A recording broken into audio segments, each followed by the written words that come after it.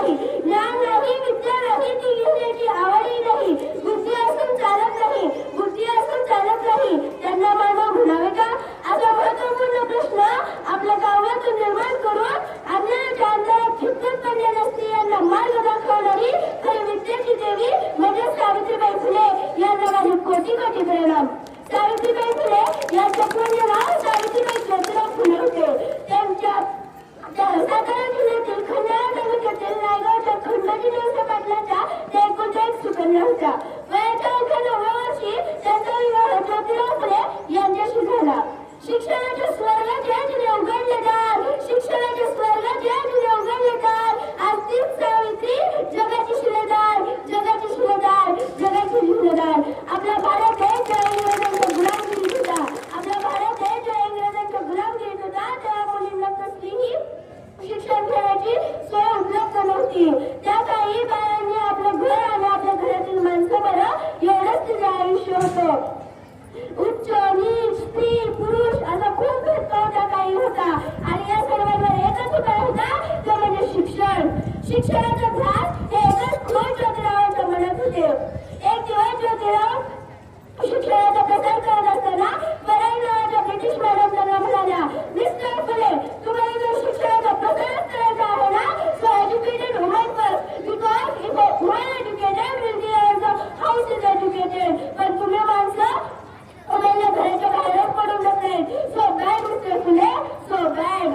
झालं तर मग ज्योतिराव सावित्रीबाईंकडे बाकी पुस्तक घेऊन आले आणि म्हणाले, सावित्री आजपासून मी तुला शिकवणार. आणि असं सुरू झाला सावित्रीबाईंचा अभ्यास.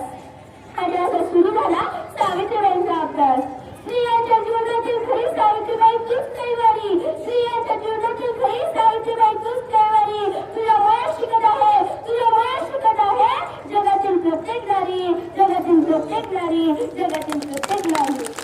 सावित्रीबाई लिहायला लागल्या, वाचायला लागल्या, कवल्या रचायला लागल्या आणि अशातच 1 जानेवारी 1848 रोजी त्यांनी पुण्यातील भिडेवाडा येथे मुलींची पहिली शाळा सुरू केली आणि त्या पहिल्या शिक्षिका मुख्याध्यापिका झाल्या. अरे शेळपाटासारखं जगाल तर काम तमाम होईल, अरे शेळपाटासारखं जगाल तर काम तमाम होईल, पण वाघासारखं जगाल तर नाव होईल, पण वाघासारखं जगाल तर नाव होईल. तर या समाजाचं मात्र धर्मबुडाला म्हणून बोंबाबोंब सुरू झाली. अहो, एका सर्वसामान्य माणसाला शिक्षण घेतलं म्हणून कोणता धर्म होतो सांगा ना. धर्म माणसासाठी आहे का माणूस धर्मासाठी? धर्म माणसासाठी आहे का माणूस धर्मासाठी?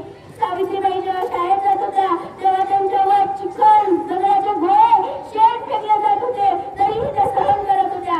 एक दिवस अचानक एक माणूस येऊन त्यांना म्हणाला, अगं येतोय, आमच्या आया बहिणीला शिकवलं बंद कर, तुला तुझ्या अभ्युदय आहे का ते शिक्षण?